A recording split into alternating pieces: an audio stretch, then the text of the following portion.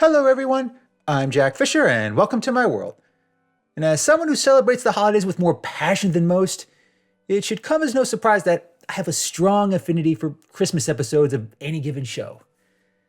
I see them as natural supplements to the various Christmas movies and holiday specials that I also enjoy. To me, they're as much a part of my holiday tradition as presents, decorations, family, and eggnog. I certainly have my share of favorites, but every now and then, a Christmas episode from a certain show will come along that really raises the bar. It doesn't just check all the boxes and hit all the right notes that we've come to associate with the holidays. It really strikes an emotional chord that perfectly resonates with the spirit of the season. And if it can deepen our connection with the characters and themes of that show, that's just a nice stocking stuffer. Now, that's not easy to do. Most Christmas episodes tend to play it safe, following the tried and true formulas that give us those warm and fuzzy feelings that we associate with the holidays. And that's all well and good. But every now and then, a show like Bob's Burgers comes along and takes that approach to new heights. And that's exactly what it did with the Plight Before Christmas. Now, this episode from season 13 of the show is widely regarded as the best episode of the entire series.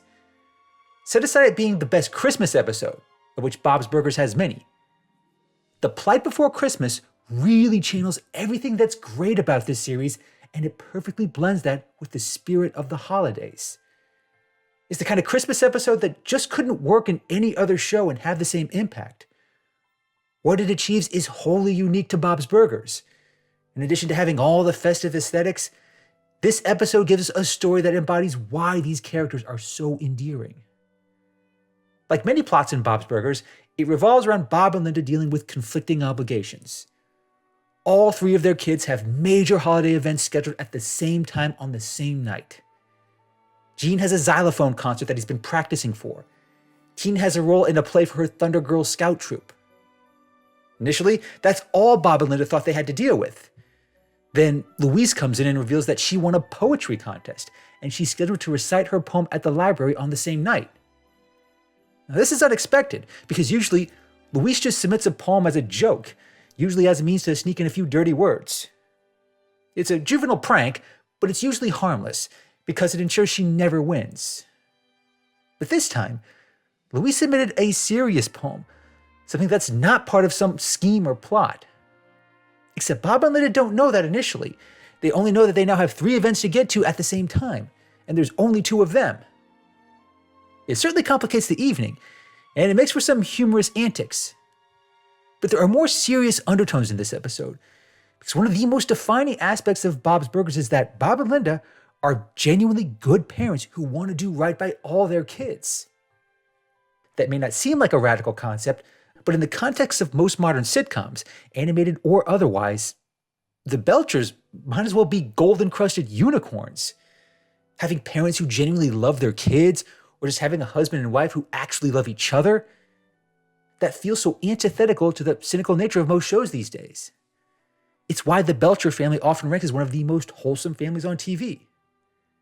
And that wholesomeness is necessary in this episode, because Bob and Linda don't want one of their kids to feel left out.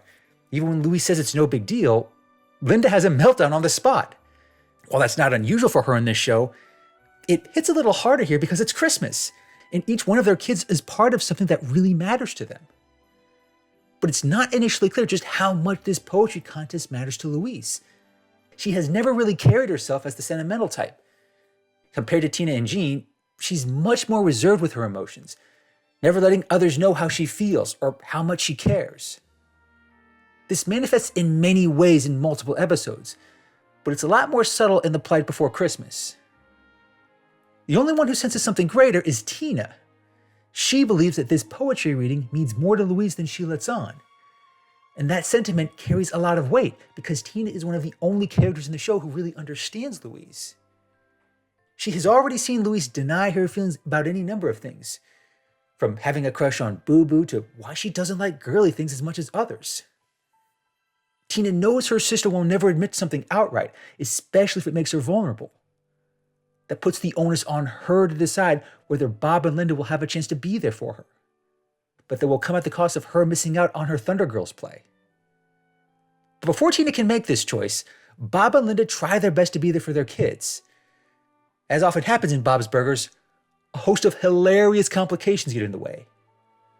Jean's music teacher is unable to direct the concert due to a burst appendix, and the substitute teacher tasked with salvaging everything is way in over her head, knowing nothing about music, let alone how to conduct a concert. And when it seems like Jean's big moment can't be salvaged, Bob tries to get to the library to be there for Louise, only to get lost due to bad directions and a subpar cab driver. It's another case of Bob and Linda's sincere efforts being derailed in some hilarious way. But it actually feels more tragic here, because it's clear that they're making that effort. They're really pushing themselves to be there for all three of their kids, even when it's logistically impossible. But those are the lengths that Bob and Linda are willing to go to for them. That's the extent of how much the Belcher family love each other. Plenty of episodes reflect this special brand of familial love, but The Plight Before Christmas reveals its true depths. It eventually comes back to Tina deciding that her family is more important than her role in this play. Early on, when Linda is helping with the costumes, one of Tina's fellow Thunder Girls, Harley, admits she wanted this role. She wanted to play the part of the star for this play. It's not a minor role either. This being a Christmas play, the role of a shining star hovering over the stage has a lot of meaning. And Tina, who has always struggled to stand out, has to sacrifice that. She has to willingly give that role up to Harley so that she and Linda can go to the library to hear Louise recite her poem. She still has to convince her mom that it's okay. She makes clear to her that as much as she wants this role, it's more important that they be there for Louise. And this sets the stage for one of the sweetest, most sentimental moments in all of Bob's Burgers.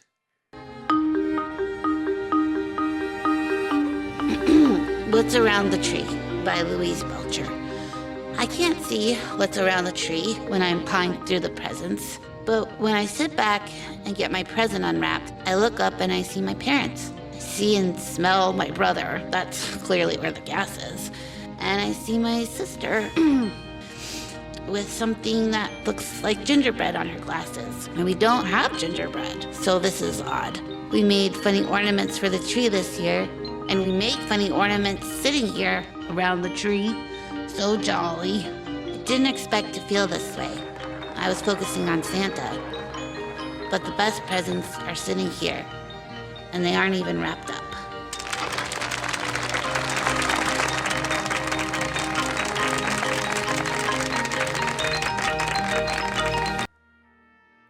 It's not just heartfelt.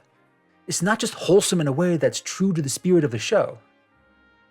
What makes it hit even harder is how the mess with Jean's concert gets resolved. Bob, having failed to get to the library, returns to the school just in time to record it. And thanks to a little creative improvising, they manage to play a beautiful rendition of Philip Glass's closing in Mishima. It's no holiday classic, but it provides a tone and ambience that perfectly complements Louise's poem. It helps you feel the sincerity of every word. It shows that Louise, for all her scheming and bravado, really does love her family.